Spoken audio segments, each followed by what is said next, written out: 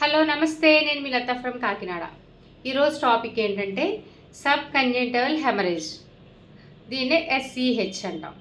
So ఇది కన్ను చాలా రెడ్గా అయిపోతుంది అనమాట. మొత్తం టోటల్ రెడ్ అయ్యి అనమాట. అంటే ఈ తెల్లగుడ్డు ఉంది చూసారా, సో అదంతా రెడ్గా థిక్ రెడ్గా కనిపిస్తుంది.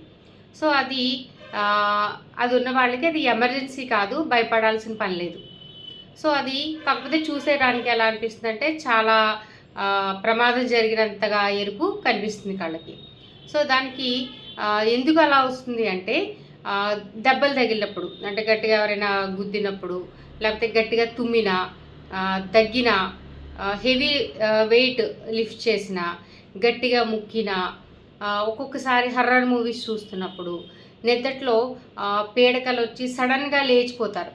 అలాంటప్పుడు కూడా ఈ సబ్ కంజెంటల్ హెమరేజ్ అనేది వస్తుందంటే ఐ రెడ్ అయిపోతుంది అనమాట. సో అది భయపడాల్సిన పని లేదు. అలా అనిపిస్తే ఒకసారి హాస్పిటల్కి అయితే రండి, అది ప్రమాదం అయితే కాదు. Thank you.